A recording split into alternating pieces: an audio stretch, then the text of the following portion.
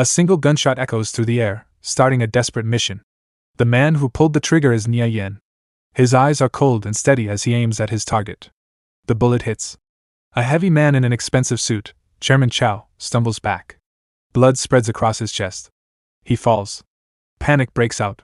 Bodyguards rush to their boss, shouting his name. Others quickly turn and fire at Nie Yan. His mission is complete, but he knows he will not survive. Bullets tear through his body. As he lies on the ground, bleeding, Nie Yan looks at Chairman Cao with quiet satisfaction. He tells him that in death, everyone is equal. No matter how rich or powerful a man is, he can still die from a single bullet. Cao Xu's great wealth could not save him. With his last breath, Nie Yan says his revenge for his parents is finally complete. But as his life fades away, he cannot stop wondering why fate was so cruel. Why did it take everything he loved? He reaches toward the fading light, refusing to accept this end. His spirit screams in defiance.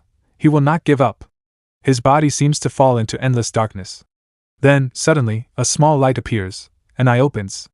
Nie Yan's eyes snap open in shock. He is lying in a bed, not in a pool of blood. He is unharmed. He quickly sits up, his heart racing. He clearly remembers being shot by Cao Xu's bodyguards. So how is he alive? He looks around and freezes. This is his old, small apartment from his student days. Has he been sent back in time? A news report on the small TV catches his attention.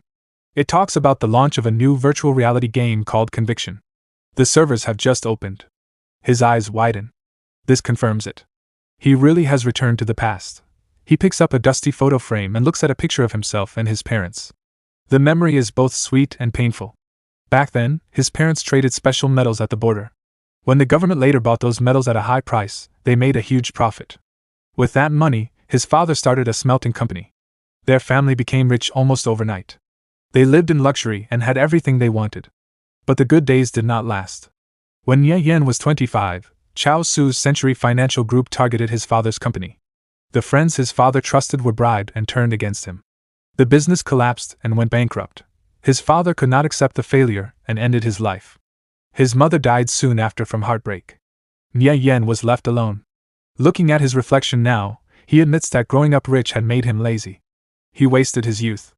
Only after losing everything did he choose to risk his life to take Cao Xu down with him. But now, he has been given a second chance. His eyes burn with determination as he clenches his fist. This time, he will not lose anything, and he knows exactly where to begin. The game Conviction was a holographic virtual reality game that would change the world. It attracted many powerful financial groups. It was also the foundation of Cao Xu's empire. The game quickly became humanity's second world. In his past life, Nie Yan was not just an ordinary player. He was a legendary level 180 great thief. He quickly grabs his phone and checks the date. It is July 25, 2025. Conviction has only been open for 7 days. A deep sense of relief fills his heart. It is not too late. He still has time. This is his perfect chance to rise again. He thinks carefully. At this early stage, the highest player on the leaderboard should only be around level 5. With all his memories and experience from the future, catching up will not be difficult. He remembers that his younger self still had some savings at this time. He checks his bank account. There is just enough money to buy a basic gaming helmet. His hand tightens into a fist. His knuckles turn white. He thinks of Cao Xu, the man who destroyed his family. A cold anger settles deep in his heart. With a clear goal in mind, he changes his clothes and leaves the apartment. This time, he will change everything. Later that night, the light in his small apartment remains on.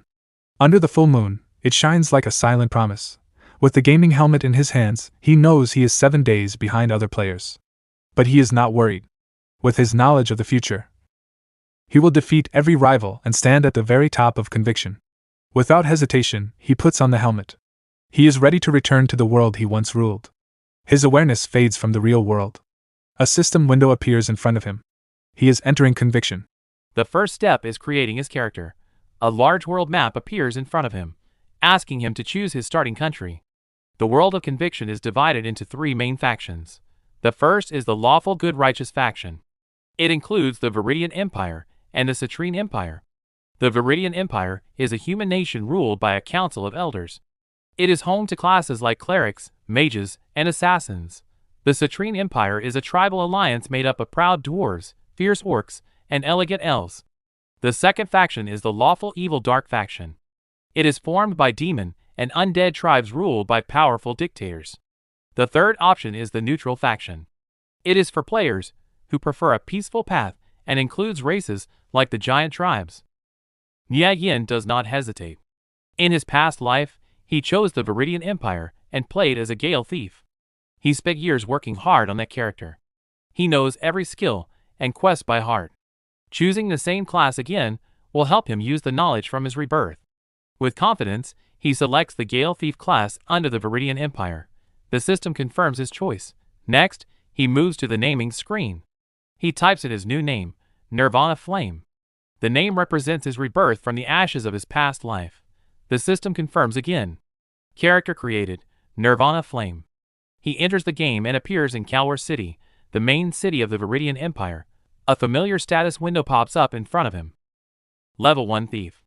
5 stat points available. A small smile appears on his face. The feeling is back. But this time, he knows exactly what to do.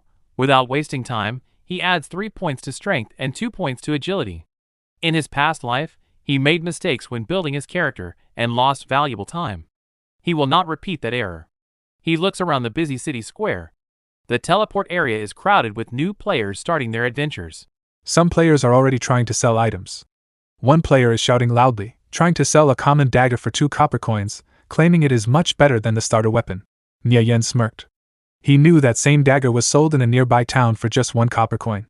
In his past life, he had foolishly fallen for that scam. But not this time. He remembered everything.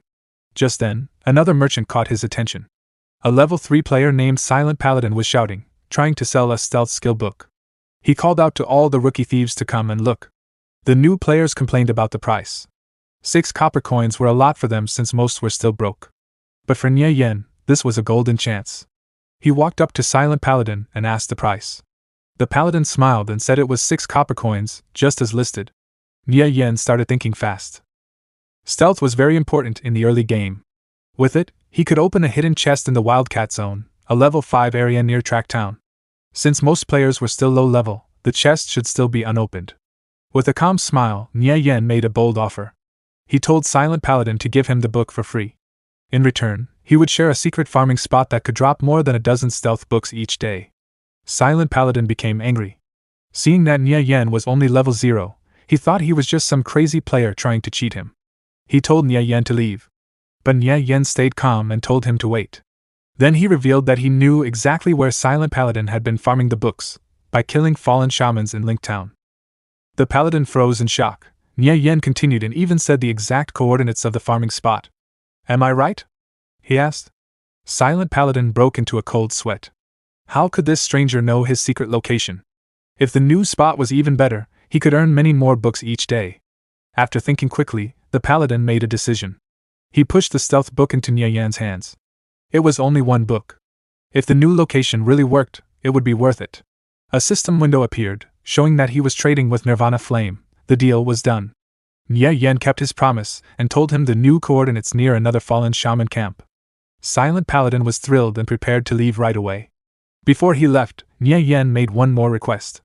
The fallen shamans could also drop a skill book called Owl's Insight. If the paladin got an extra one, could he mail it to him? Silent Paladin quickly agreed.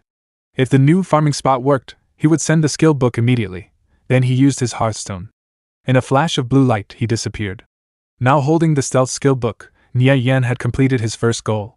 A faint light surrounded Nie Yan as he prepared for his next move, opening the hidden chest. He quickly moved through the city and arrived at Tracktown, the closest town to his target. Without wasting any time, he used the skill book. A system window appeared confirming that he had learned stealth, a skill that allowed him to become invisible. He took one step and activated the skill. Dark shadows wrapped around his body, and he disappeared from sight. Like a ghost, he moved through the busy streets of Tracktown. Using his agility, he jumped over the town walls instead of going through the guarded gates. He landed softly in the forest outside and immediately ran toward the high-level hunting ground where the treasure was hidden. Still hidden by stealth, he reached the Wildcat Zone. The forest was full of danger. Wildcats between level 2 and level 4 roamed everywhere, ready to attack any player they saw. From the cover of the trees, Nie Yan spotted what he was looking for. A silver chest rested on a high tree branch. Below it, several deadly level 5 wildcats patrolled the area. In conviction, chests were ranked by rarity. The ranks went from common, silver, gold, dark gold, and finally legendary.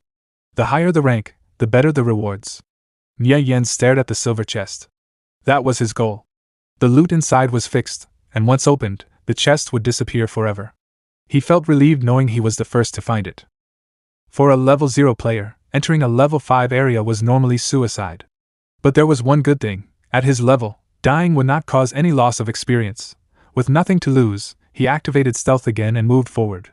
He slipped through the bushes like a shadow, carefully avoiding the wild cats. Then he jumped up into the branches of a large tree, keeping his eyes on the chest. He had to be fast.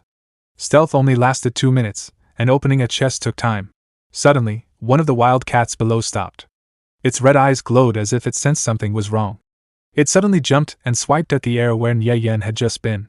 He knew he could not get too close, or his stealth would break. He quickly moved from branch to branch, staying above the confused and angry cats. Finally, he landed silently on a thick branch right beside the chest. Without hesitation, he reached out. An opening progress bar appeared. His heart beat faster, but he forced himself to stay calm. His invisibility could end at any moment. Below him, the wild cats grew more restless. Then, with a soft click, the chest opened. The system showed that it had taken 27 long seconds. Nie Yan's eyes shone with excitement. He pulled out a skill book from inside. "Got it," he whispered. The reward for his risk was a skill called Vital Strike. It allowed him to deal 150% extra damage when hitting an enemy's weak point. For a thief, this skill was extremely powerful. His journey to the top had truly begun. Nie Yan smirked. At level 0, he had already obtained a top-tier skill meant for advanced thieves. With Vital Strike, his early game progress would be much faster. Everything was going exactly as planned. As the skill book disappeared, a system message appeared. It confirmed that Nie Yan had successfully learned Vital Strike. His plan was now moving forward. Just as his stealth effect ended, 2 large red-eyed creatures below noticed him. But this was exactly what he wanted. Without hesitation, Nie Yan jumped down into a group of giant rats. While falling, he even thanked the confused monsters for guarding the chest. It was a clear insult. In Conviction, dying usually meant losing experience and possibly dropping items. But Nie Yan was level 0 and had nothing valuable. For him, death was not a punishment, it was useful. System messages appeared one after another. He had died. He dropped his useless starter gloves. Then he was teleported to the nearest town. His plan had worked perfectly. In a flash of light, Nie Yan respawned in the middle of a busy town. He smiled. He had just used death as a free instant teleport. Now it was time for the second phase of his leveling plan. He stood in the main square, surrounded by many new players who had no idea about the advantage he had. Looking around the starting village, Nie Yan knew he needed quick money. Thanks to his memories from his past life, he knew about a hidden quest. First, he went to Hunter Claws and accepted a simple mission to collect 20 giant rat skulls. Then he visited Farmer End and accepted another quest to kill 50 silver-gray giant rats. Just as he expected, after taking those 2 quests, Apothecary Droll approached him. Because Nie Yan had met the hidden requirements, a secret third quest was unlocked. Only he knew about this special trick. With a confident smile, he accepted the hidden quest to collect 21 giant rat tails. All 3 quests matched perfectly. Out in the fields, a silver-gray giant rat moved quietly through the tall grass. It was exactly the monster he needed. Nie Yan rushed forward and used Vital Strike. The skill did not even require a dagger. It dealt 21 points of damage, far more than a normal level 0 player could do. The rat died instantly. A skull and a tail dropped as loot. He was already making fast progress. To his surprise, his first kill also dropped a rare item. It shone brightly in the grass, a pair of tough leather leggings. They were common gear, but still valuable for a new player. Nie Yan immediately understood their worth. Selling them at the auction house would give him the extra copper he needed for the next part of his plan. But he did not stop. Soon, he was fighting an entire group of giant rats. He moved quickly, using Vital Strike again and again, killing the monsters one after another. It was clear he would finish farming very soon. For the next hour, he continued without rest. An hour later, Nie Yan returned to the village with a full inventory. He turned in the quest items to Hunter Claws, Farmer End, and Apothecary Droll. As a reward, he received 34 copper coins and several health potions. Without wasting time, he listed the leather leggings on the auction house. Then he headed straight to the weapon shop. Inside, the shopkeeper warmly greeted him and proudly claimed his weapons were the best in town. But Nie Yan was not there to look around. He clearly stated what he wanted: a level 0 crossbow with good minimum attack and fire rate, all for under 40 copper coins. The next step of his master plan had begun. The shopkeeper smiled and showed him his best item, a rapid-fire hand crossbow. It had a triple shot effect, which made it perfect for Nie Yan. The price was exactly 35 copper coins. Nie Yan bought it immediately. He also purchased 9 bundles of rough iron bolts, each bundle containing 1,000 bolts. In total, he now had 9,000 bolts. The total cost was 44 copper coins, almost all the money he had. With his new weapon and a huge supply of ammunition, he left the shop. The owner wished him safe travels. Now fully prepared, Nie Yan headed toward his real target, the Bison Zone. He knew the game had a strict level suppression system. The monsters in the Bison Zone were level 8. For low-level players, they were unbelievably strong. Even top players would not dare fight them at this stage. But Nie Yan was not worried. With his future knowledge, he believed he could defeat the huge level gap, even at level 0. He arrived at the Wild Bison Zone. It was a wide open plain filled with powerful monsters and dangerous rocky cliffs. Carefully, Nie Yan moved through a narrow ravine toward a very specific place he remembered from his past life. He climbed up to a high ledge and quietly repeated the coordinates in his mind. This was the exact spot. From his high position, he looked down at the field below and quickly found his target, the boss of the area, the Bison Chieftain. It was a level 8 chieftain-ranked monster, far too strong for any beginner to fight. But Nie Yan remained calm. From this ledge he had the perfect distance and angle. The boss was just within range of his crossbow. He aimed and fired. Bolts flew toward the unaware boss. Because of the large level difference, many shots missed. Even the ones that hit only caused 1 point of damage. But that did not matter. He had 9,000 bolts. His plan was to slowly defeat the boss from this safe spot. He kept firing again and again. Small damage numbers appeared one by one, slowly lowering the chieftain's health. The bison became angry. It could not see who was attacking it. Its health bar barely moved, but it had no way to fight back. Finally, the bison chieftain roared loudly and charged toward the cliff, trying to reach its attacker. But it only crashed into the rock wall. Nie Yan watched calmly and told the beast to give up. This was a known glitch spot, a place where monsters could not reach players because of the terrain. The bison was completely helpless.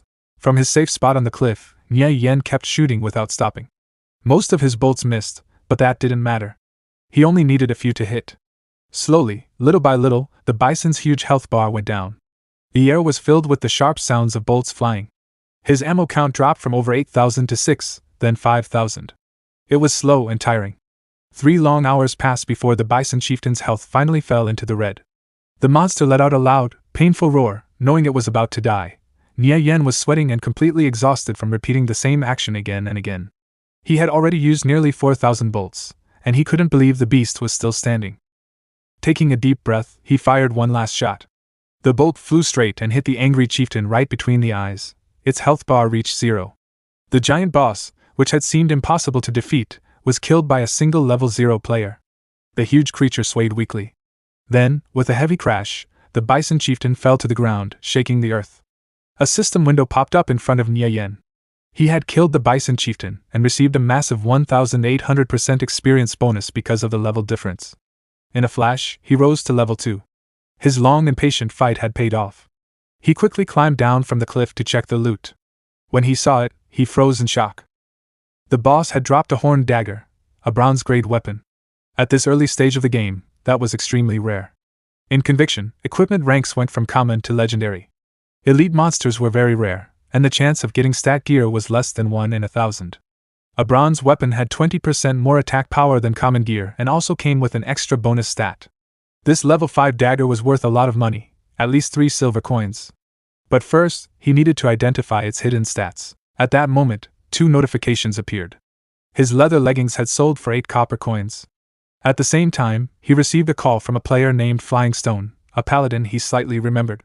Flying Stone appeared on the call, full of excitement. He happily explained that the farming location Nie Yan had given him was amazing. It increased his leveling speed by 50%. He even said he felt bad, like he had cheated Nie Yan by only trading 1 skill book for such a great spot. Nie Yan calmly told him not to worry. He simply asked Flying Stone to give him a copy of the Owl's Insight skill book if it ever dropped. Flying Stone quickly agreed. Then, curious, he asked how a level 0 player like Nie Yan had known about that farming location. Nie Yan told a simple lie. He said he had played on a high-level account before, but he decided to start over as a thief. Flying Stone was immediately impressed. He thought Nie Yan must have been a top-ranked player before. Changing the topic, Flying Stone asked if Nie Yan's old account had ever cleared the fallen shaman camp.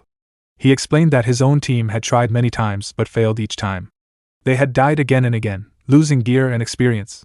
Seeing a chance to earn money, Nie Yan calmly said he could provide a full guide to clear the camp. The price was 2 silver coins. Not negotiable. Flying Stone was shocked that Nie Yan even had such a guide. Still, he was very happy. He trusted Nie Yan completely and promised to convince his team captain to pay the money as soon as possible. After ending the call, Nie Yan turned his attention back to his reward. It was time to identify his new dagger. He returned to Track Town and went straight to the appraiser to reveal the weapon's hidden stats. Inside the shop, a beautiful elf appraiser with sharp eyes welcomed him. Nie Yan placed the unidentified dagger in front of her and asked her to examine it. The elf smiled slightly and told him the price for identification, 10 copper coins. Nie Yan was surprised by the high cost, but he understood what it meant. In conviction, the identification fee was based on the item's value.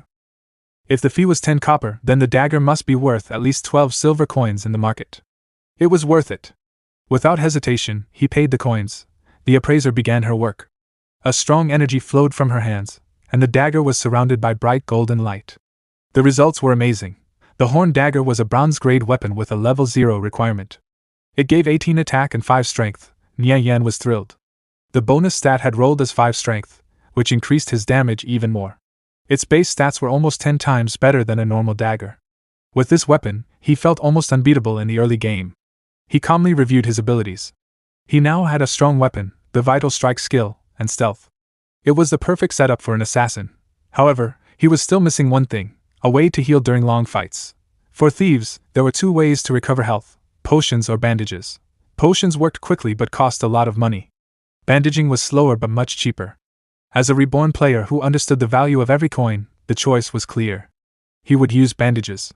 Before leaving town, he stopped at the apothecary. He had a special plan in mind, and for that, he needed 2 minor underwater breathing potions. Inside the shop, the alchemist handed him the potions. But first, there was something else he needed to do. Nie Yan decided it was time to learn the bandage mastery skill he had been planning to get. After finishing his preparations, he headed toward his next destination, Lake Rando, a remote and dangerous place. The road to the lake was full of monsters. Nie Yan moved like a shadow, killing them quickly with fast and clean strikes. He stayed alert the entire time. Out in the wild, players could steal your kills or start fights at any moment. After some time, he reached the fisherman village at Lake Rando. The main path went straight through the crowded village.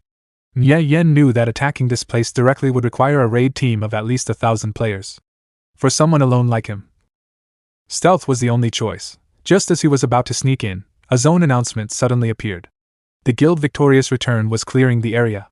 All non-guild players were ordered to leave within 3 minutes. Nie Yan's eyes narrowed when he saw the name.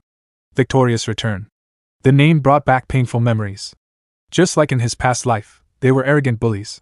They claimed entire areas as their own and attacked anyone who refused to leave. He clearly remembered how they had hunted him for months. A cold fire burned in his eyes. This wasn't just a problem. It was a chance for revenge. He decided right then that he would slowly settle the score with them. Instead of leaving, Nie Yan activated his stealth skill. His body blended into the shadows as he quietly slipped forward. He planned to walk straight through their territory without being noticed. He moved silently through the village, passing the dangerous fisherman guards like a ghost. Suddenly, his stealth broke. A fireball exploded in front of him, revealing his position.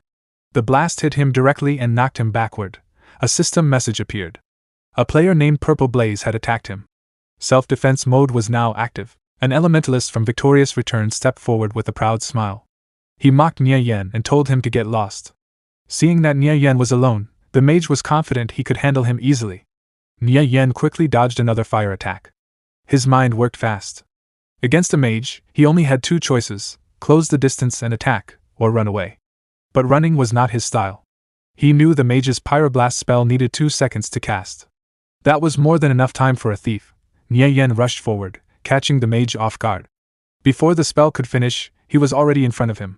He drove his dagger hard into the mage's chest, cutting away a large part of his health bar. The mage shouted in anger.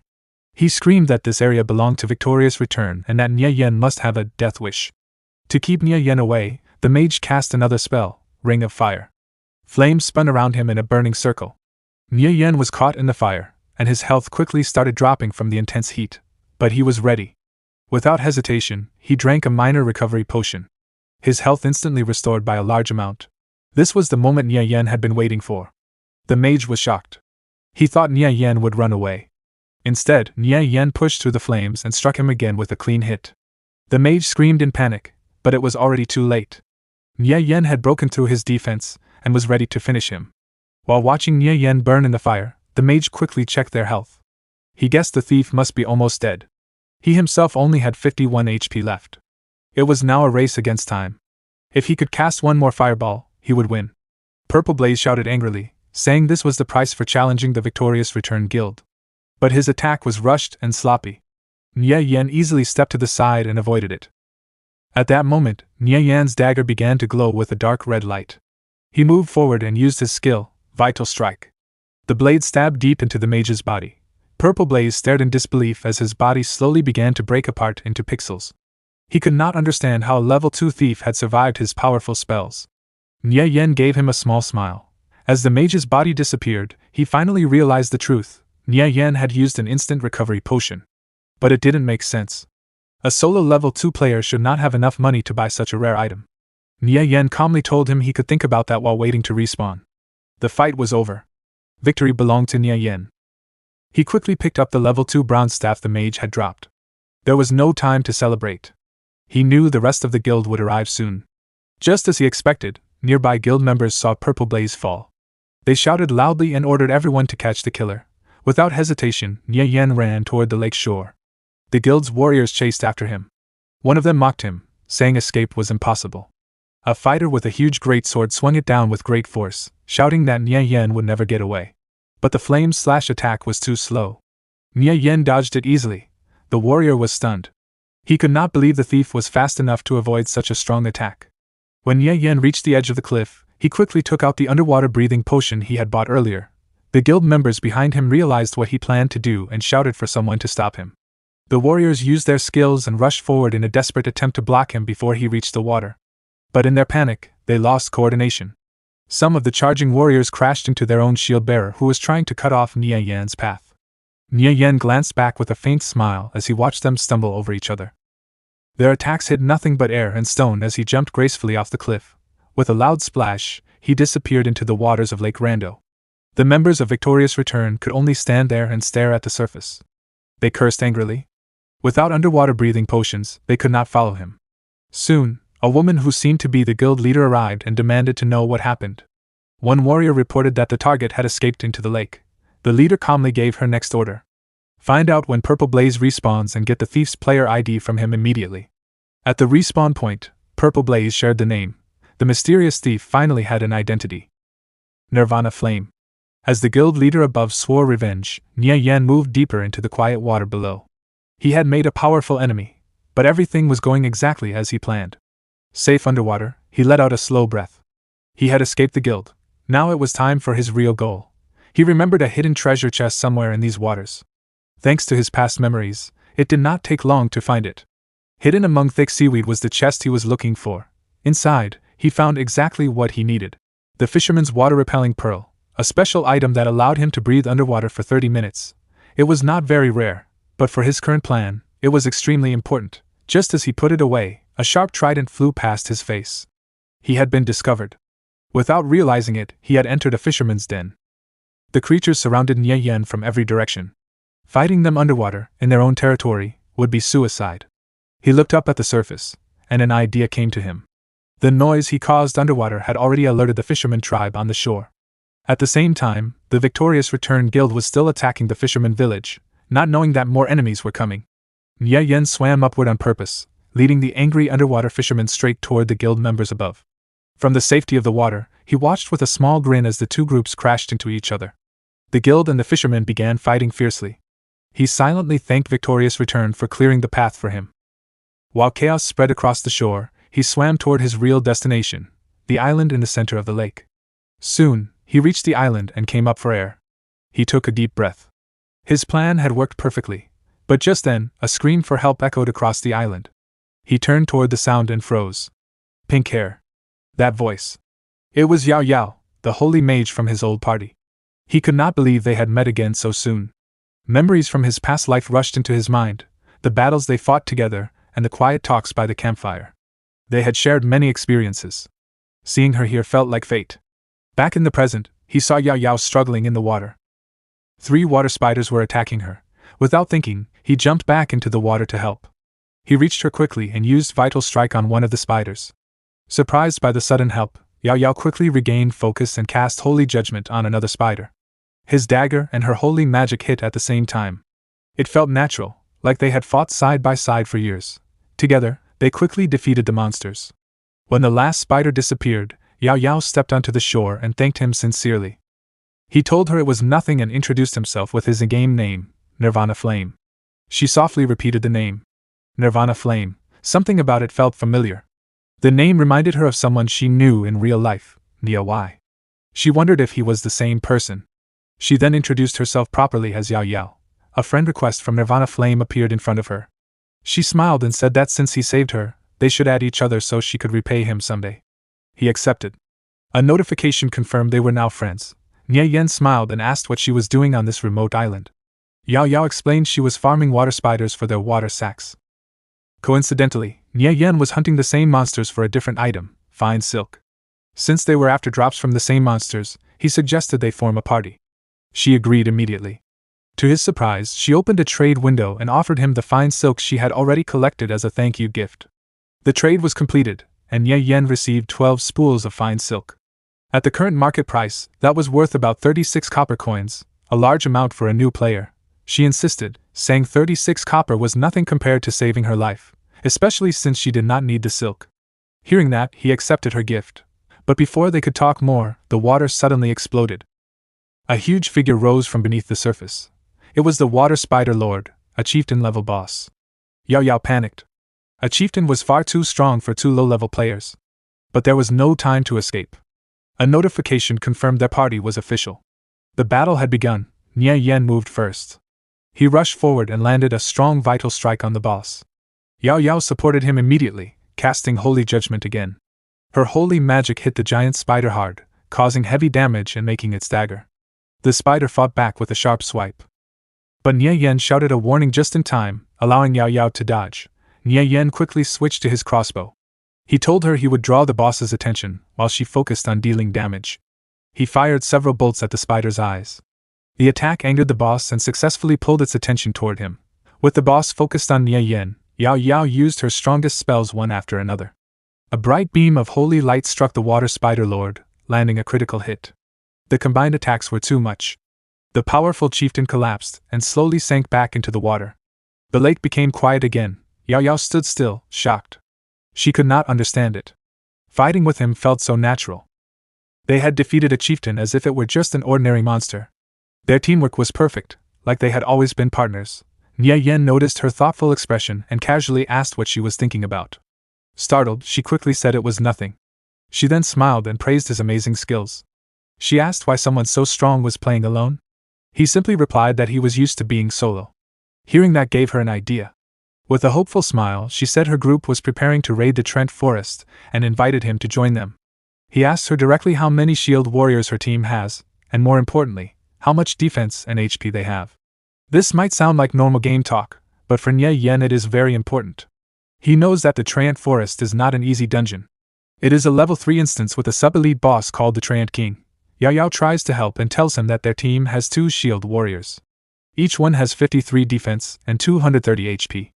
To most players, that sounds good enough. But for Nie Yan it is not. He quickly calculates the numbers in his head and realizes they are in serious danger. He explains that the Trent King has a 2% chance to deal a critical hit. If the tanks do not have at least 60 defense, a single critical hit will kill them instantly. It is not just a possibility, it is almost certain. Even the priest healing will not help if the tank dies in one hit. Yao Yao is shocked when she hears this. Nobody should know this information yet because the game has just launched. She asks him how he knows all of this. Of course, Nie Yan cannot say that he came from the future, so he simply stays quiet and lets his knowledge speak for itself. Now Yao Yao becomes worried. Getting bronze defense gear to reach 60 defense is extremely difficult at this early stage of the game. For a normal team, it is almost impossible. But Nie Yan already has a plan. With confidence, he tells her there might be another way. He asks her to let him lead the team. It is a bold request.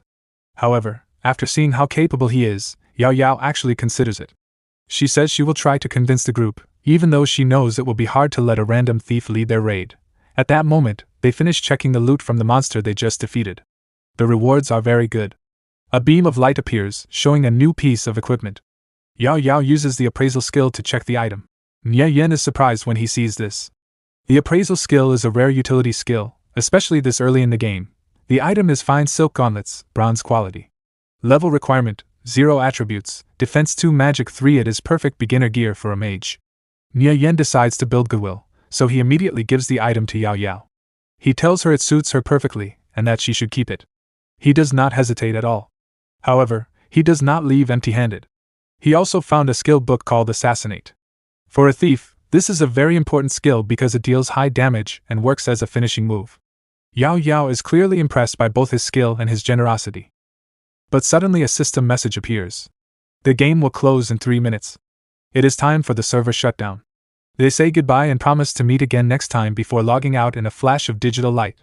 Then the scene moves to the real world. Nie Yan wakes up in his bed, still holding his VR helmet. It is the morning of the second day since his rebirth.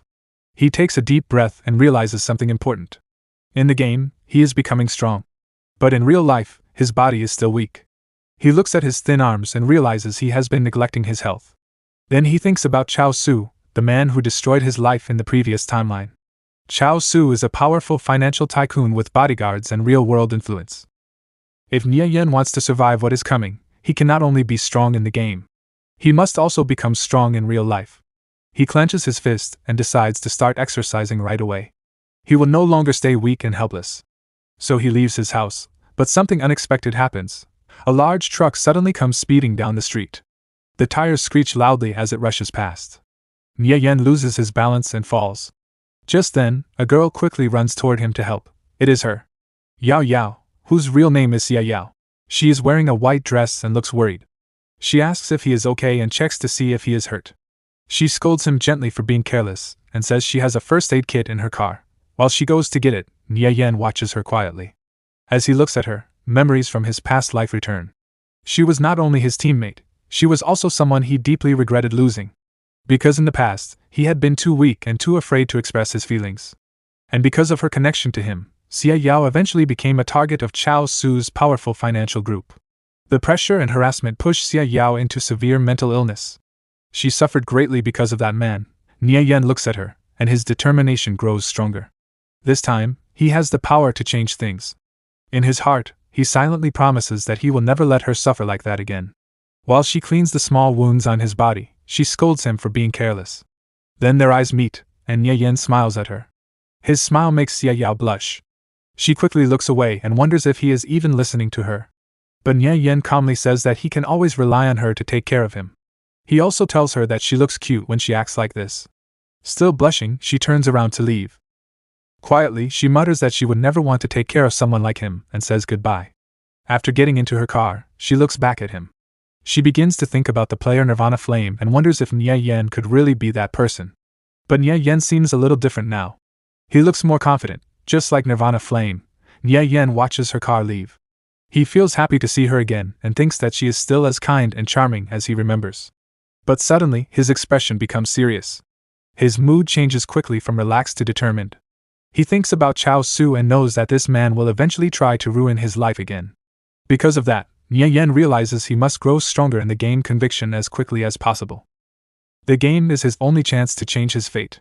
At that moment, his phone suddenly rings. It is Tang Yao. When Nie Yan answers, Tang Yao immediately starts shouting. He demands to know where Nie Yan has been for the past 2 days, and why he has not contacted him. Then he orders him to come meet him right away. Nie Yan is surprised for a moment, but then he smiles and says he is happy to hear his voice again. Memories begin to return to him. Tang Yao was his best friend in his past life. When Nie Yan's life fell apart, Tang Yao secretly helped him many times. He even risked being discovered by Cao Xu's people. Because of Tang Yao, Nie Yan's difficult days became a little easier. However, Tang Yao also had a weakness: he loved chasing women. In Nie Yan's previous life, Tang Yao got into a fight at a bar because of jealousy. During the fight, he angered a very powerful person. In the end, He was beaten badly and left dying in a dark alley. In this life, Nie Yan refuses to let that tragedy happen again. Soon, they meet on the street. Tang Yao happily puts Nie Yan in a playful headlock. The two friends start talking about the game. Nie Yan casually says that he is currently a level 2 wind thief. Tang Yao is surprised. Reaching level 2 this early in the game is already difficult. Then Tang Yao proudly says that he is a level 3 arcane mage. After that, they go to a place called the PK Bar. It is a special place where players connect to machines and fight using their in-game characters in battle simulations. It is partly a high-end gaming cafe and partly a competitive arena. Tang Yao likes coming here to gamble on matches, even though he often loses money. Right then, trouble appears. A man named Wei Kai walks in with several friends. He looks stylish but also arrogant. As soon as he sees Tang Yao, he starts mocking him, asking if he came to lose more money again. Tang Yao is clearly annoyed, but he also enjoys the challenge. Then Wei Kai notices Nie Yan and sneers. He asks if the beating from last time was not enough. It seems that Nie Yan had also been bullied here before. Wei Kai continues laughing and insulting them. Tang Yao quickly says that as long as he is there, Nie Yan will be safe and no one will dare to touch him. But Nie Yan remains calm. Very calm. Even Wei Kai notices something strange. Nie Yan does not look scared like before. Instead, he seems confident, as if he has suddenly become much braver. Soon, Tang Yao enters one of the simulator pods to fight Wei Kai. He bets 200 credits for each round. The match information appears on the big screen. Tang Yao, level 3 arcane mage; Wei Kai, level 3 berserker. Nie Yan immediately analyzes the situation. The berserker has a charge skill, while the arcane mage specializes in long-range attacks and control magic. However, the battlefield is a flat and open area. Because there are no obstacles or terrain to hide behind, the berserker can quickly rush forward and attack the mage at close range. After observing the map, Nie Yan already understands the result. Tang Yao will probably lose this round. Just then, one of Wei Kai's friends speaks to Nie Yan. He says that Tang Yao is about to lose and asks if Nie Yan wants to fight a few rounds instead. Nie Yan looks at him calmly and confidently. He says they will play only one round, and only if the bet is worth it. The man becomes annoyed by his attitude. With arrogance, he raises the bet to 700 credits for a single match, saying he will teach Nie Yan a lesson. He is already sure that winning will be easy. The crowd turns their attention to the screen as the new match appears. Nie Yan, level 2 wind thief Shifeng, level 2 ranger. On paper, the ranger has the advantage. Rangers usually have an advantage against thieves. They have high perception and strong long-range attacks, which can reveal a thief's stealth and stop them before they get close. Because of this, Shifeng is confident that he will win easily. The simulation begins, and the randomly chosen map appears, Bamboo Forest. Shifeng spawns into the map. For a brief moment, both players see each other. But Nie Yan immediately uses his stealth skill and disappears. Shifeng understands this ability. He quickly realizes that the situation is not good for him. The bamboo forest is thick and full of tall bamboo, shadows, and hiding spots. It is perfect terrain for a thief. He watches as Nie Yan seems to vanish completely. Shifeng starts to panic. He activates his abilities and begins searching everywhere. He runs through the bamboo forest, looking in every direction, but he cannot find Nie Yan anywhere. Even though he thought he would win easily, his opponent has completely disappeared. At that moment, Nie Yan silently notices Shifeng above him. His mind stays calm and focused. With 10 years of experience as a thief, hiding his presence has become natural for him. In a single moment, Nie Yan suddenly appears behind Shifeng. Shifeng feels that something is wrong, but it is already too late. This is not a normal fight. It is an execution. Nie Yan's dagger glows with deadly energy as he attacks. A damage number appears on the screen. 40 damage. Shifeng's health drops from 110 HP to 70 HP with just one attack. Shifeng quickly turns around in panic, trying to fight back. He cannot understand when Nie Yan got behind him. But the battle is already over. As Shifeng's attack comes close to Nie Yan's face, Nie Yan calmly says that it is finished. The screen suddenly flashes the words Vital Strike. 70 damage. Shifeng's character falls to the ground immediately. The match ends in an instant. The atmosphere in the gaming lounge changes from relaxed to complete shock in just a second. A huge KO sign appears on the screen. The spectators stare at the screen with their mouths open. One person is sweating and stammering, unable to believe that Shifeng lost so quickly. They can't understand what just happened. Shifeng was supposed to be a decent player.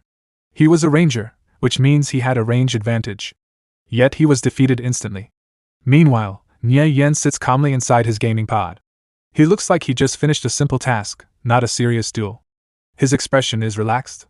In his mind, he simply thinks that fighting a level 2 beginner ranger is unfair for the opponent. He is not bragging. To him, it was just routine. On the other side, Shifeng sits in his pod, sweating heavily. His eyes are wide with shock. He keeps thinking about what happened. In his mind, he replays the moment again and again. Just a few quick movements from Nie Yan hit his vital points and ended the fight in a single strike. It shows how precise Nie Yan's skills are. In the past, when Wei Kai steps out of his pod and removes his VR headset smoothly, the people around begin whispering. They wonder when this person became so decisive. They ask themselves if this is really the same Nie Yan who used to be quiet and timid, the one who always swallowed his anger. Now they see a completely different person. The old Nie Yan is gone. At that moment, Tang Yao, his best friend, walks over. He tries to look calm, but it's obvious he is impressed. Nie Yan asks how Tang Yao's match went, even though he already knows the answer. Tang Yao sighs and admits he lost 2 rounds and is now down 1,200 credits. For students, that is a lot of money. He explains that his opponent, Wei Kai, learned a skill called Berserker's Anti-Magic Aura. The Berserker's body glows with red energy that weakens magic attacks. Tang Yao is frustrated because this skill directly counters his arcane mage class. He believes the fight was impossible to win. However, Nie Yan shakes his head and calmly explains that the anti-magic aura only reduces a small amount of spell damage. It is not as powerful as people think. He tells Tang Yao that as long as the spell timing is correct, defeating a berserker is not that difficult. This is advice from experience. Tang Yao suddenly realizes his mistake. He admits that he didn't time his spells properly. All his spells went on cooldown, and the berserker rushed forward and defeated him. Tang Yao then looks at Nie Yan with curiosity. He wonders where Nie Yan learned all this knowledge. Nie Yan only smiles and shows the money he just won. Tang Yao stares in amazement and asks if he really won all that. Suddenly, the mood in the room changes again. The bullies return, and they look angry. Fun, one of them, angrily shouts at Nie Yan for acting arrogant. His pride is hurt because he lost money. He threatens to teach Nie Yan a lesson for taking their cash. Then things get serious. Fun throws a punch at Nie Yan in the real world, but Nie Yan does not panic. He calmly catches Fun's fist, redirects the force, and throws him hard onto the floor. Fun screams as he crashes down. It is completely humiliating. Nie Yan stands calmly and looks at the group. Inside his mind, he remembers that in his previous life, he trained his body to survive difficult situations and deal with powerful enemies like Cao Xu. Behind him, Tang Yao watches in shock. He wonders when his friend became so strong. The other bullies start to feel scared. One of them whispers that they should stop messing with Nie Yan. They realize he is not someone easy to deal with. Their leader feels humiliated. Since he cannot win a physical fight, he tries to regain his pride through a challenge. He angrily says that Nie Yan dared to beat his subordinate. Nie Yan crosses his arms and leans back casually. He says they were just playing around and that the opponent was a little weak. Calling the opponent weak right in front of the boss is extremely disrespectful. The boss steps forward and challenges Nie Yan to a game duel, believing he can win there. Nie Yan smirks and agrees, but says he will only play if the stakes are high enough. He knows their pride is important. The best way to hurt them is through their money. Tang Yao starts to panic. The challenger announces a bet of 1,000 per round, and he has 3,000 total. Tang Yao quickly points out that the fight is unfair. The opponent is a level 3 berserker, while Nie Yan is only a level 2 shadow dancer thief. Berserkers usually defeat thieves in direct combat. But Nie Yan raises 3 fingers confidently. 3,000 per round, he says. He just tripled the bet. The challenger is surprised for a moment, but then he laughs and agrees. He believes this will be easy money. Tang Yao grabs Nie Yan's shoulder and asks if he has gone crazy. He reminds him that he doesn't even have that much money. Nie Yan calmly replies that he doesn't. That's why he wants to borrow money from Tang Yao. Tang Yao almost panics, but after a moment he sighs and agrees. He decides to trust his friend and risk everything. True friendship. The system announces that they are entering the game. The screen changes as they enter the virtual world. The versus screen appears. Nie Yan versus the Berserker. Their avatars appear. The Berserker looks huge, wearing heavy armor and holding a massive sword. Nie Yan looks smaller but fast and dangerous. Then the map loads. It is a wide grassland, with endless green fields. Tang Yao's face drops immediately. He explains that this map is terrible for thieves. There are no trees, rocks, or shadows to hide in. A thief without cover is very vulnerable. The opponent laughs and offers to change the map if Nie Yan thinks it is unfair. He is clearly mocking him. But Nie Yan simply says there is no need. They will fight on this map.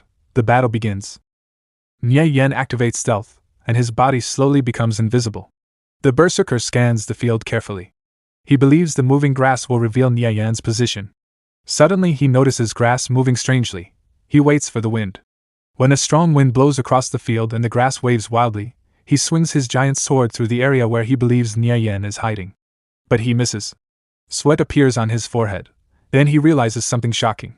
Nie Yan is using the wind to hide his movements. When the wind blows and the grass moves, Nie Yan moves. When the wind stops, Nie Yan stops. He is perfectly matching his movement with nature. It is brilliant. The berserker becomes nervous and waits for the next gust of wind. When the wind blows again, he prepares his attack. But nothing appears in front of him. His eyes widen in shock. Suddenly, a red slash appears behind him. Nie Yan has already moved behind him. A dagger strikes his back. Damage, -35. The berserker panics, and uses whirlwind slash, spinning wildly with his sword to push Nie Yan away. But Nie Yan has already stepped back. He watches carefully. Nie Yan knows that after using whirlwind slash with a great sword, the berserker has about 1 second of recovery time. That moment is the key. The spin stops. The berserker cannot move. He is completely open. Nie Yan instantly lunges forward. His dagger strikes. Vital strike activated. The screen flashes. From the sidelines, Tang Yao and the others watch in shock. That's impossible! Someone shouts. The timing was perfect. Critical hit, 96 damage. The berserker's health drops rapidly. He now has only 34 HP left out of 165. He is one hit away from defeat.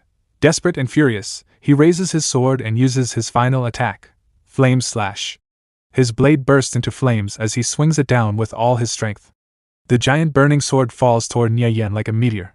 Nie Yan stands there calmly, the fire reflecting in his eyes. Tang Yao panicked and shouted, "Nie Yan!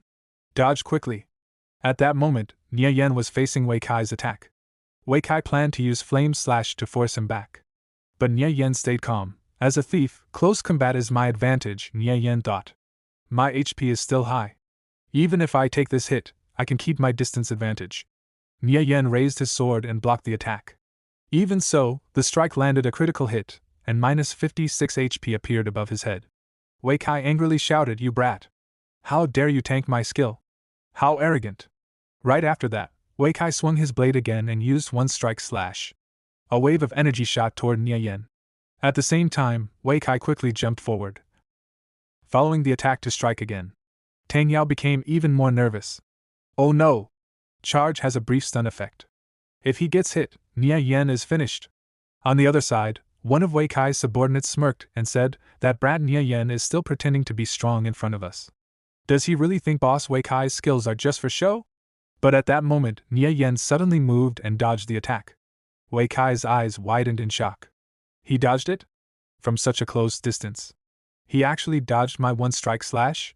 Nie Yan gripped his dagger and thought, the attack range of charge isn't as long as my dagger. If I take this chance, I can win. He moved forward and quickly slashed his dagger toward Wei Kai's neck. At the same moment, both of them hit each other with their attacks and were pushed backward. After the clash, Wei Kai's HP dropped to 0. His eyes and mouth opened wide in shock as he fell to the ground. On the other side, Nie Yan was also pushed back. He stabbed his dagger into the ground to steady himself. His HP had also fallen very low, leaving him with only 40 HP. Nie Yan thought, I still got hit by charge, just like I expected. But luckily, I struck first. There was a small wound on his face. But his eyes were calm and determined. Then a system notification appeared. You win! Tang Yao shouted in disbelief, full of excitement. He won? A level 2 thief fought a level 3 berserker. And he actually won? Wei Kai's subordinate held his head in shock and said, Boss lost? How is that possible? How does that brat Nie Yan know the skill range of a berserker so well? How did he do it? After the duel ended, Wei Kai took off his game pod helmet. He still couldn't believe it. I actually lost? Nie Yan also removed his helmet and stood up.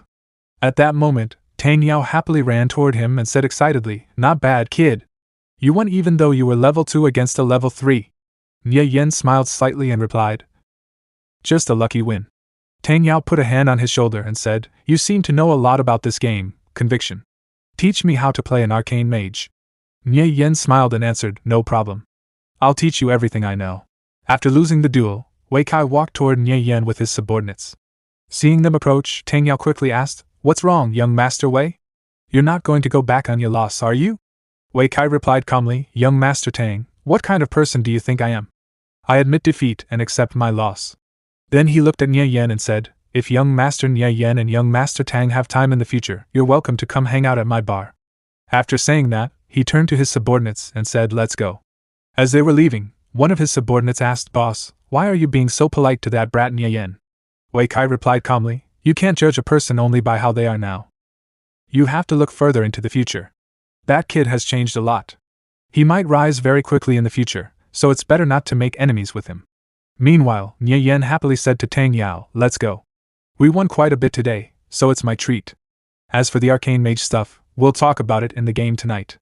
Tang Yao excitedly replied, Great. That night, the light in Nie Yan's room was bright. He was exercising to make his body stronger. After finishing his workout, he grabbed a towel and said to himself, Having a young body is really great. After resting for a moment, he said, All right, it's time to enter conviction. I also promised to run the Treant Forest with Cha Cha's team. He picked up his game helmet and put it on. A system notification appeared, entering the game. When he returned to conviction, a system alert suddenly rang. Player EasyEye has requested to add you as a friend. Accept? Options. Accept/reject. Another message appeared. Player Flying Stone has deposited 1 silver coin into your personal storage. Message, Expert, the walkthrough you provided really worked. We already cleared the fallen shaman camp. The other silver coin has also been left in your storage. Also, Expert, do you have a walkthrough for the Ogmat Muddy Swamp? It's urgent. After reading the messages, Nie Yan accepted the friend request. He muttered to himself, EasyEye should be Tang Yao. Since he's here, I'll take him to run the Treant Forest. Then he thought again, as for the Ogmat Muddy Swamp walkthrough. I can't keep selling dungeon guides. That will attract too much suspicion. It's better to wait until their team fails a few times and then sell it for a better price. Nie Yan then noticed an old man sitting near the edge of the ocean, trying to catch fish. Nie Yan said, For now, I'll turn in the hidden quest first. System alert, hidden quest triggered. Physician Blevins asked. Young man, how many fine silks have you collected? Nie Yan replied respectfully, Respected physician, here are 30 fine silks that I found. Physician Blevins smiled and said, Young man, thank you for your generosity.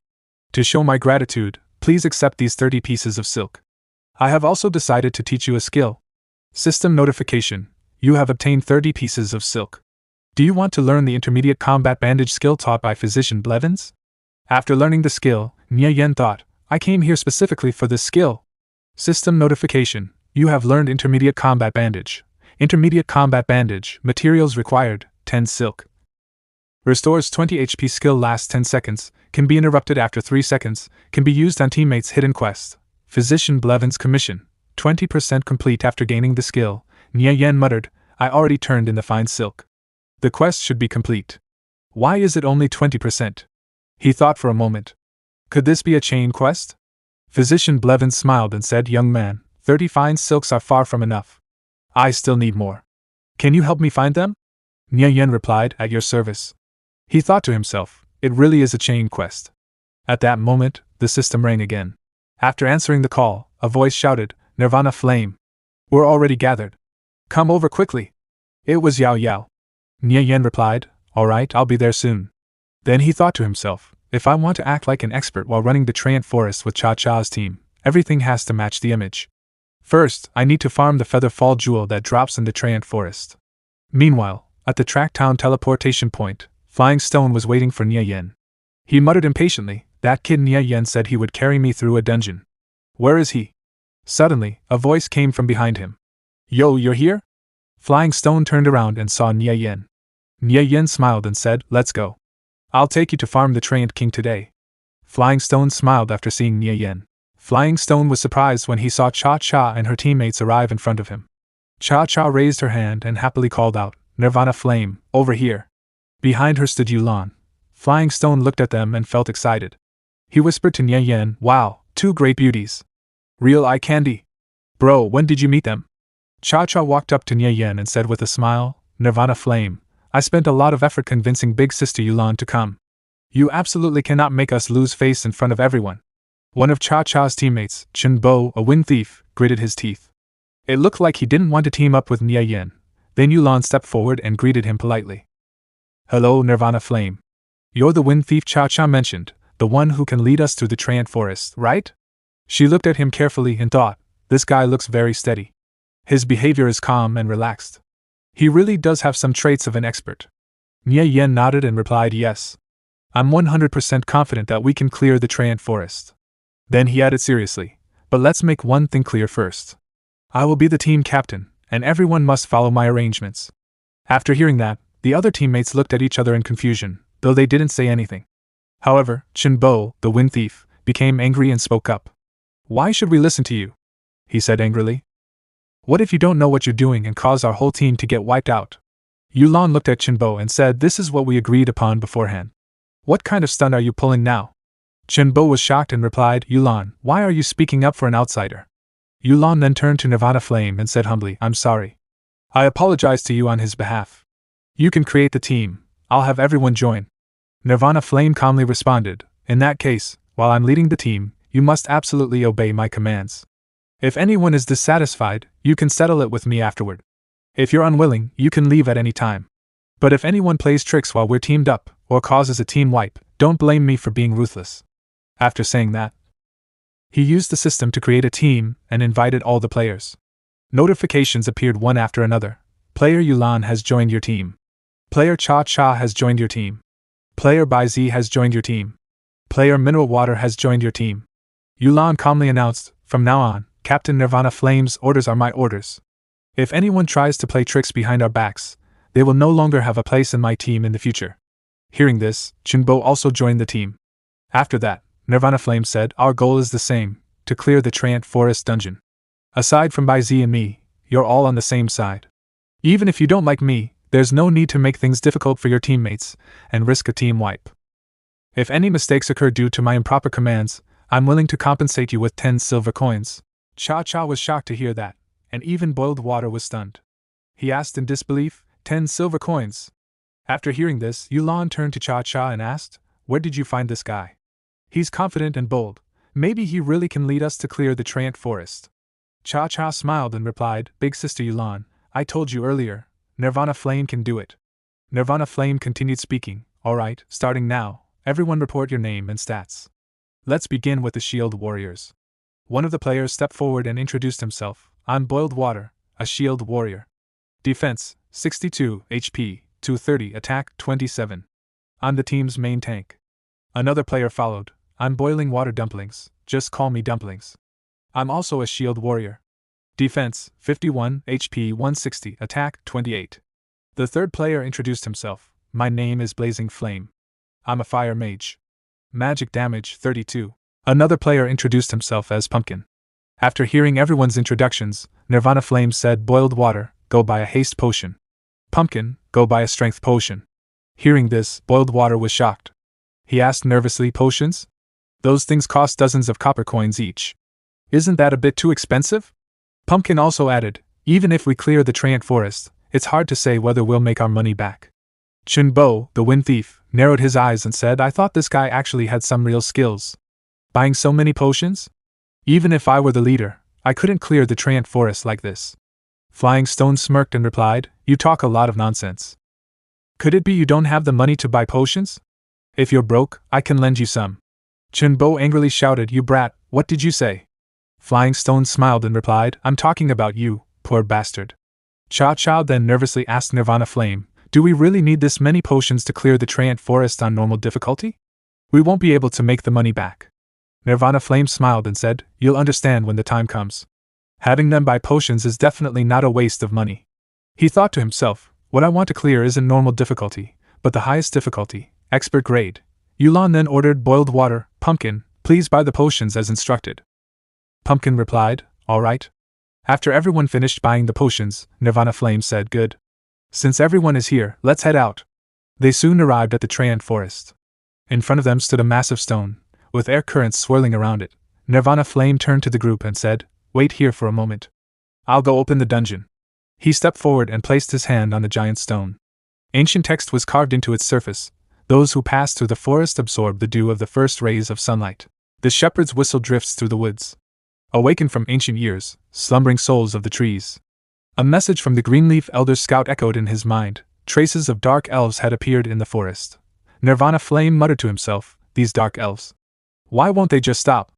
At that moment, a system screen appeared. Please select the difficulty to enter the Treant Forest dungeon. Without hesitation, Nirvana Flame chose Expert. A notification followed. Treant Forest, you have entered the dungeon. Difficulty, Expert grade. In an instant, the entire team was teleported into the dungeon. Pumpkin was shocked and asked, "What's going on? Expert grade? Captain Nirvana Flame, you chose the wrong one, right?" Boiling Water Dumplings added in disbelief, "Yeah. Expert difficulty? How can we possibly clear it?" Yulan placed her hand on her chin and thought nervously. Someone like him wouldn't make such a rookie mistake. Could it be he planned to conquer expert difficulty from the very beginning? Chenbo shouted, "I think I understand now. Nirvana Flame, you're trying to get us killed, aren't you? What did we ever do to you? You insist on choosing expert difficulty just to cause a team wipe and make us lose experience." Nirvana Flame calmly replied, "Since I brought you in, I naturally have a way to bring you out. If you're dissatisfied, you can leave the team." Chenbo angrily said, "You." Before he could continue, Cha-Cha interrupted, "Chenbo, Nirvana Flame is a friend I invited. If you have a problem with me, say it directly. There's no need to keep targeting him." Chenbo was taken aback and quickly turned to her. "That's not it, Cha-Cha. I don't have a problem with you." However, he thought angrily, I didn't expect Yao Yao to actually defend an outsider. That damn guy. Nirvana Flame then explained calmly, "Expert difficulty isn't that hard. The monsters just have about 30% more HP. It requires a bit more defense from the shield warriors and slightly higher damage from the mages. That's all. As for the boss, the Treant King, there are a few changes, but I'll remind you when the time comes." Yulan thought, he makes it sound so easy. But in a dungeon, even the slightest difference, 1% HP, or just a couple of points in defense or magic damage, can lead to a team wipe. Let alone a 30% increase. Where does his confidence come from? Yao Yao asked anxiously, "Nirvana Flame, are you really confident? If it doesn't work, we can just..." Before she could finish, Nirvana Flame replied, "Relax. It won't be a problem." Chenbo narrowed his eyes and thought, "I'd like to see how you plan to lead everyone through an expert-grade dungeon." The group moved forward, a strong wind blowing through the forest. Suddenly, thick roots shot out from the ground toward them. Nirvana Flame shouted, "Careful! We've entered the Trent's attack range. They'll use vines." Everyone spread out. In an instant, vines lashed out in all directions. Several wrapped tightly around Chenbo's arms and legs, immobilizing him. One vine burrowed into the ground, and moments later, a Treant Master emerged, towering before them. Panic spread through the group. The Treant Master's vines began dragging Chenbo toward it. Struggling helplessly, he shouted in fear, "Help! Save me! Captain Nirvana Flame, save me!" The tree demon rushed forward, dragging Chenbo with it as he shouted for help. Yulan looked at the creature and said, "It's a tree demon." Nirvana Flame quickly gave orders, "Boiled water, dumplings, attack from the right. Paladins, form a wall. Mages, use full firepower." The shield warriors stepped forward and held their ground. They raised their shields and blocked the giant tree, trying to push it back. At the same time, the mages attacked from different directions. Their spells hit the tree demon, causing a loud explosion. Its HP dropped to 0. The vines loosened and released Chenbo, who fell to the ground. He stood up angrily and shouted, "Nirvana Flame, you did that on purpose. Didn't you? You saw the tree demon earlier and didn't warn me. Otherwise, how could you stay so calm during that sudden attack?" Nirvana Flame narrowed his eyes and replied, "Chenbo, get your facts straight. We all saw the tree demon at the same time. Even the shield warriors managed to dodge it. You're a thief, yet you couldn't? I don't know how you even played that class." Flying Stone added, "Blaming others for your lack of skill is just a joke. Pick any random thief from the street. They'd probably do better than you." Chenbo, barely standing, said angrily, "You..." Before he could continue, Yulan calmly said, "Enough, Chenbo, haven't you embarrassed yourself enough?" Chenbo was stunned. "Yulan, are you taking their side too?" Nirvana Flame then said calmly, "All right, let's keep moving. There are many traps set by dark elves in the tree demon forest. I'll clear the path ahead.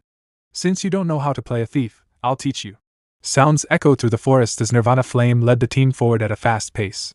Suddenly, a trap appeared ahead. A thick tree branch came crashing down. Nirvana Flame noticed it instantly and warned, "Watch out." He quickly jumped from one tree to another, dodging the falling branch. As he moved forward, more traps were triggered, arrows shot out from hidden spots, but he skillfully leaped aside, avoiding them. A wire trap appeared above him, and he immediately slashed it with his blade, cutting it into pieces. Flying Stone was shocked and thought, "He's this good at playing a thief?" Yulan was also surprised. Such agility. His efficiency in disabling traps is incredible. Behind them, Chunbo felt jealous. He rushed forward and shouted, "What's so great about that? I can disable traps too." The moment his foot touched the ground, it collapsed beneath him. It was a trap. A large hole opened up, and Chunbo fell in, screaming, "I'm done for." Just as he was about to fall deeper, someone grabbed his leg. It was Nirvana Flame. He pulled Chunbo out of the trap and threw him safely onto the ground. Nirvana Flame said calmly, "Chunbo, this is the first time I've seen a thief as terrible as you." Chunbo gritted his teeth in anger. "Nirvana Flame, you set me up. I saw you walk through here, why are you fine?" Flying Stone quickly said, "You bastard. If Nirvana Flame hadn't saved you, you'd be dead by now." Nirvana Flame replied calmly, "You stepped on the trap yourself. It's not like I pushed you. Did you think every place I walk is safe? In the end, you're just not fit to play a Gale thief." Chunbo angrily pointed his sword at him. "You bastard. I won't forget this. If you've got the guts, let's duel. I'll kill you." Nirvana Flame calmly held Chunbo's blade between two fingers and said, "A duel? You'd better bring a few more people. Otherwise, it'll be too boring." Chunbo was shocked and clenched his teeth nervously. Yulan stepped in. "Enough, Chunbo. You're the one who stepped on the trap carelessly. Why are you taking your anger out on Nirvana Flame?" Yao Yao added, "Nirvana Flame saved your life, and you're still blaming him? I never thought you'd be like this." Chunbo said angrily, "This is all Nirvana Flame's fault. He set me up on purpose. He didn't tell me there was another trap here. Besides, we're your teammates. He's just an outsider. How can you side with him?" Boiled Water, the shield warrior, said calmly, "Enough, Chunbo. Nirvana Flame didn't do anything wrong. You've been targeting him this whole time, and everyone can see it." Chunbo looked at them in disbelief. "Even you guys?" He laughed bitterly. "Fine. Let's see how he leads you through this dungeon." With that, he left the party. Yao Yao stepped forward and said sadly to Nirvana Flame, "I'm sorry. I was the one who invited you to this dungeon. I didn't expect things to turn out like this." Nirvana Flame replied calmly, "It's fine. It's actually better without someone causing trouble." He thought to himself, "Looks like I'll have to form my own party from now on if I want to run dungeons." Yulan said anyway. "Let's talk about this later. For now, let's focus on clearing the dungeon." Half an hour later, Nirvana Flame said, "I scouted ahead using stealth. The path forward is completely blocked by tree demons. There are 18 of them in total." Yulan frowned. "Nirvana Flame, we can't handle that many." Nirvana Flame replied calmly, "Relax. I'm not stupid enough to make you fight all of them at once." He stepped forward, then pushed off the ground and jumped onto a tree branch above. Behind him, one of the shield warriors asked, "What is Nirvana Flame trying to do?" At that moment, Nirvana Flame opened his storage and took out a bow and arrows. Holding them, he thought, "Now I'll show you what true, god-tier pulling skills look like." Nirvana Flame raised his 3-shot hand crossbow and fired at 3 different locations with perfect precision. The bolt shot forward at incredible speed, each hitting a separate target. Seeing this, Boiling Water Dumplings asked nervously, "Did Nirvana Flame's hand slip?" The shield warriors were also shocked. "If those arrows alert all the tree demons, we're completely doomed." Nirvana Flame landed on the ground and quickly said, "Boiled Water, get into position at 289, 288, 212. Boiled Water replied in disbelief, "Oh, okay." 2 of the arrows struck different spots, drawing several tree demons toward those locations. The 3rd arrow hit one tree demon directly, reducing its HP by 1 and pulling its aggro. Yulan was stunned. What incredible skill! To use a 3-shot hand crossbow to hit 3 different locations and pull aggro like that. I've only heard of techniques like this in Legends. She turned to Yao Yao and asked, "Where did you find such an expert?" Those 18 tree demons were so close together. If even one was alerted, the rest should have followed immediately. But Nirvana Flame not only found the perfect position, he also successfully lured most of them away. This requires amazing vision and agility. Even top-ranked thieves would struggle to do this. If our team had someone like him earlier, our dungeon survival rate would have increased by at least 30%. Yao Yao was surprised. He's actually this amazing. Boiled Water quickly took position. Seeing an opportunity, the team rushed forward while he held the line with his shield. Nirvana Flame shouted, "Boiled Water, block one tree demon. As long as you keep your balance, it won't be able to hurt you. The rest of you follow me. Focus on the other one." The team attacked from multiple directions while moving forward. Meanwhile, the tree demon facing Boiled Water grew furious, but he held his ground. Boiled Water thought, what Nirvana Flame said actually works. Yulan shouted, hang in there, Boiled Water. We've finished on our side. We're coming to help you. The group quickly surrounded the remaining tree demon and attacked together. With a final blow, the monster split into two and collapsed to the ground. It dropped an item. Yulan looked at it and said excitedly, gear dropped. And it's for mages, a bronze-grade gauntlet. Boiling Water Dumpling said in excitement, is this really an expert-grade dungeon? We got gear after killing just 2 tree demons. Pumpkin added, when we farmed the basic tree demon forest before, we never even saw any gear drop. Yao Yao looked at Nirvana Flame with a smile. How did you do that just now? That was amazing. Nirvana Flame smiled and replied, I told you, I'd lead you through an expert-grade dungeon. He stepped forward again, holding his crossbow. Alright, we'll use this method to clear all the tree demons here. Everyone replied together, got it. They repeated the same strategy. Nirvana Flame fired arrows to different locations, drawing most of the tree demons away, while isolating 1 or 2 at a time. Then the team rushed in and defeated them. 20 minutes later, all the remaining tree demons had been cleared. The team gathered the dropped items and took a short rest. Yulan said, I didn't expect the loot from an expert-grade dungeon to be this incredible. We've only cleared this area, and we've already gotten so much gear. As the team talked quietly among themselves, a shadow appeared behind them. Nirvana Flame noticed it and smiled. He stood up and said, this is just the beginning. The rewards from an expert-grade tree demon forest go far beyond this. Let's rest for a bit, then we'll continue. After resting, the group moved forward. Soon, the path split into 2 directions. Nirvana Flame turned and said, head west.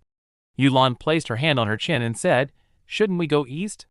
If I remember correctly, the west side is a dead end. Nirvana Flame replied calmly, just follow me. I won't lead you astray. He thought to himself, this branching storyline is extremely well hidden. I'm afraid no one in the entire conviction has discovered it yet.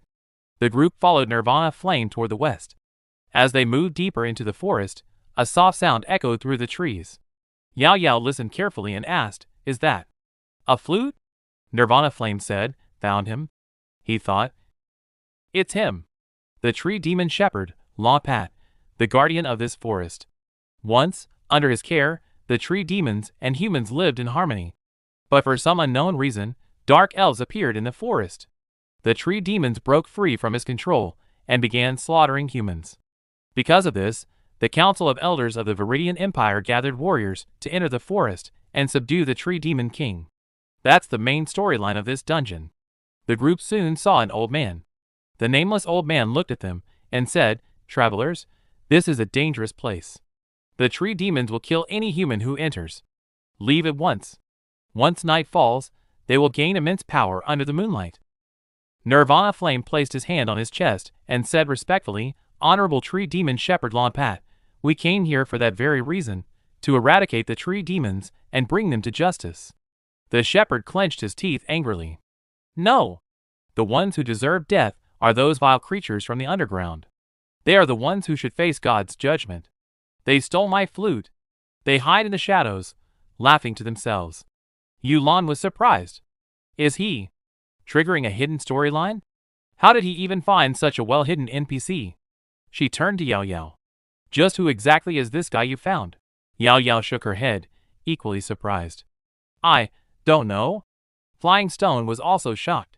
When did Nirvana Flame get this good? Nirvana Flame thought, if we don't trigger the storyline, we won't be able to defeat the expert-grade tree demon king. He then said respectfully, yes, Honorable Shepherd. I noticed them the moment I entered the forest. May the holy light purify those monsters. Hearing this, the shepherd quickly grabbed Nirvana Flame's shoulder. Adventurer, you were able to spot them? Excellent. Those 2 dark elves stole my flute and caused chaos in the forest. He handed something over. This is the dust of appearance I created. It will leave them with nowhere to hide. Kill them and retrieve my flute. Only then will you be able to defeat the rampaging tree demon king. A system notification appeared. Acquired dungeon special item. Dust of appearance effect. Reveals all hidden creatures within a 30-yard radius. Duration. 20 seconds after receiving the item, Nirvana Flame raised his hand. Alright, we've got the special item. Let's go! He grabbed a rope hanging along the mountainside and climbed up, then jumped onto the top. The others followed him. After landing, they moved forward again. Yulan asked curiously Nirvana Flame, "Can you really find the dark elves that NPC mentioned?" Nirvana Flame replied confidently, "Of course." They soon entered a deep cave. Nirvana Flame stopped and said, "Right here. We'll corner them and capture the 2 dark elves." Yao Yao asked, "But how do you know they're here?" Nirvana Flame smirked. "Because they've been following us from the very beginning." Yao Yao looked around in shock. Nirvana Flame glanced at the shadows and said calmly, "They're already here." Nirvana Flame said to his group, "Those 2 dark elves are very timid. We need to take them down in one move. Otherwise, it'll be very hard to catch them." Meanwhile, the dark elves hid in the shadows, quietly following the group from behind as they moved deeper into the cave. Seizing the moment, Nirvana Flame threw the dust of appearance he had received from Shepherd Lombat. He smirked and said, "They took the bait." The dust spread through the air and covered the hidden elves. Instantly, their stealth was broken. They were revealed. The 2 elves looked shocked and panicked. They turned around and tried to escape. But Boiled Water and Flying Stone were already waiting. Flying Stone smirked and said, "Where do you think you're going?" Boiled Water raised his shield. "I've been waiting for you too." One of the elves leaped forward and attacked Flying Stone with sharp claws. Boiled Water quickly blocked the attack with his shield. At the same time, Flying Stone gathered magic in his hand, forming a fireball, and hurled it at the elf. The elf let out a sharp screech as it was hit. Yulan rushed forward with the others. "Let's go! We need to help." The group surrounded the elves and attacked together. The tree demon shepherd's flute is on them. Someone shouted. The second elf tried to fight back, but Nirvana Flame jumped in. He dodged the attack smoothly, then used Vital Strike, slashing the elf's neck and dealing heavy damage. The team continued attacking one after another.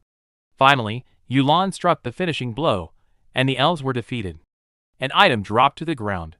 Nirvana Flame looked at it and said, "I finally got it." He picked it up and smiled. "With this flute, we can clear the tree demon forest." A system notification appeared. Lampat's flute. Quest item. Required level 0A flute used by the tree demon shepherd. It can make tree demons tremble. Effect. Tree demon type creatures attributes minus 50%. HP 300 usable only in the tree demon forest dungeon. At that moment, Yao Yao called out in surprise, "Nirvana Flame, there's something else here. Come take a look."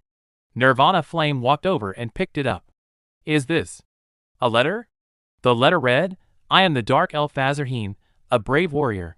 We are gathering intelligence for the tribe. The Drow tribe will launch a counterattack on Hilton Fortress. When that time comes, I will return to the battlefield." Another system notification appeared. Branching storyline triggered. Deliver the secret letter to Warlord Kavarat to warn him of the Drow tribe's counterattack. Yao Yao looked confused.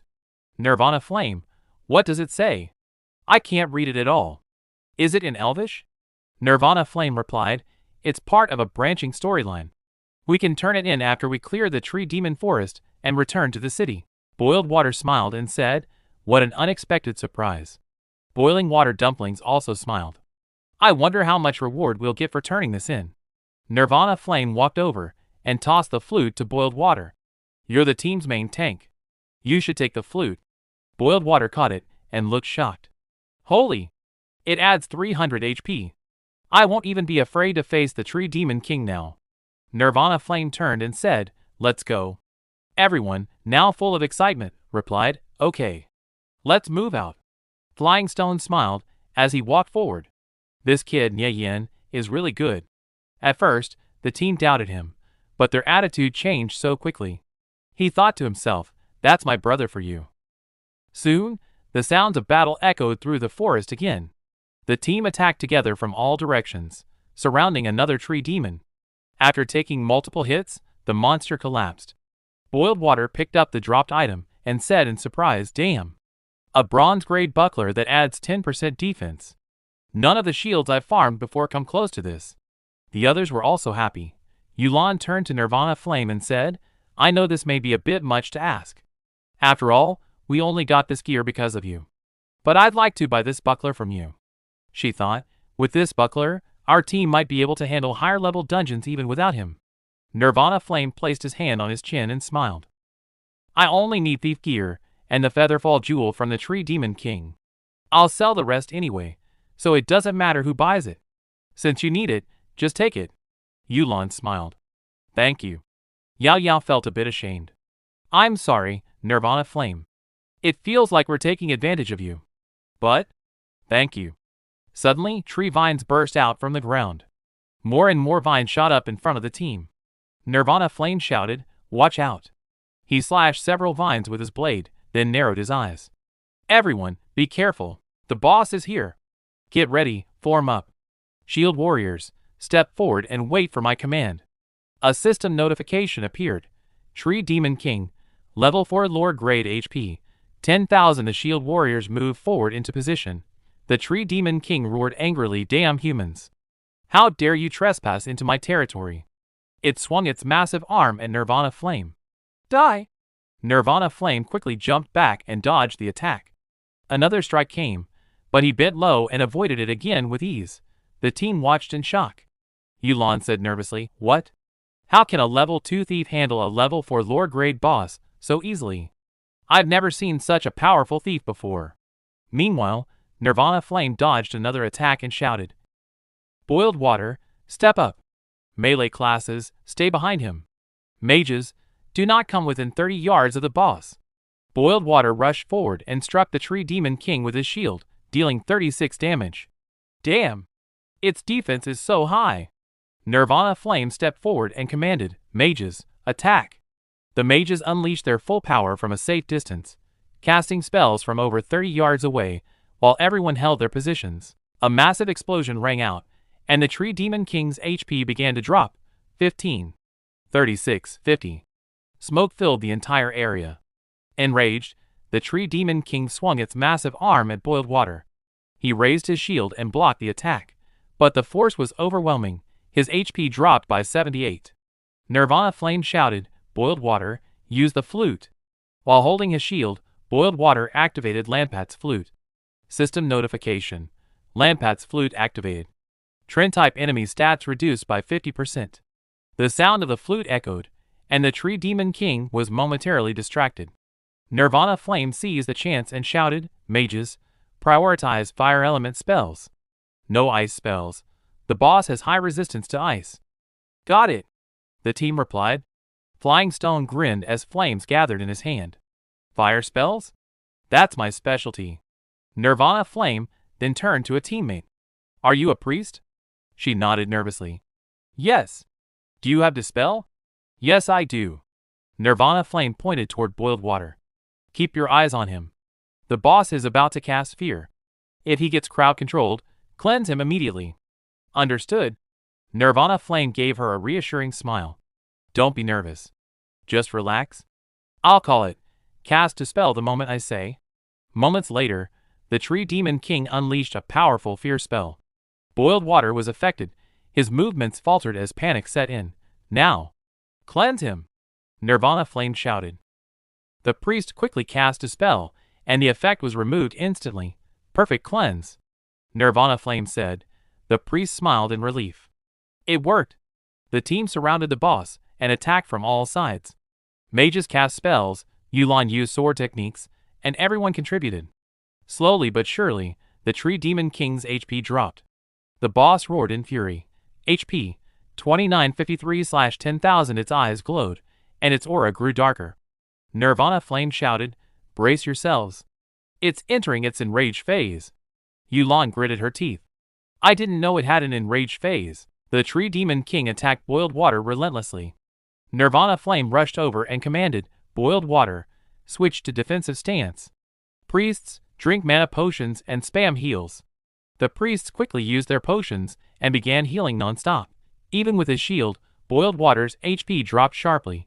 220 damage from a single hit. "The damage is too high. I can't hold this for long," he shouted, but the continuous healing kept him alive. Regaining confidence, he held his shield firmly with both hands and blocked again. "If it weren't for those heals and Lampat's flute, I wouldn't have survived that." He quickly used a health potion and added, "So this is why Nirvana Flame told us to stock up on potions." The Tree Demon King raised its arm and formed a massive hammer, then slammed it down. The ground shook violently, and the entire team felt the impact. At that moment, Nirvana Flame dashed forward. Hurry! The boss is low on HP. Focus fire and finish it. Boiled Water jumped in and used Heroic Strike. Yulan followed with Holy Light Slash, while the others unleashed their strongest attacks. Seeing an opening, Nirvana Flame threw his blade with full force.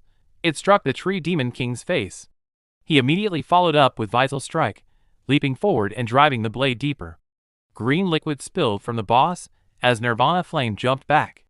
Moments later, the Tree Demon King's body trembled, then collapsed and split apart. The boss was defeated. The team stood in disbelief. The Tree Demon King is dead? We actually cleared it, someone said. Yao Yao smiled. I never thought our party could beat an expert-level dungeon. The priest added, it's all thanks to Nirvana Flame's commands. Without him, I would have panicked. Boiled Water laughed. Yeah, I never thought I could tank an expert boss. This feeling. It's like my very first dungeon clear. Suddenly, everyone leveled up, one after another. Nirvana Flame walked over to the dropped items. Finally. Got it. He picked up one item and smiled. My Featherfall Jewel? All this effort was for this. System notification, Featherfall Jewel quality, dark gold, level requirement, 0 type, accessory, equip or socket, stats, defense 8, strength 7 effect, greatly reduces the user's weight, allowing them to fall as lightly as a feather for 3 minutes.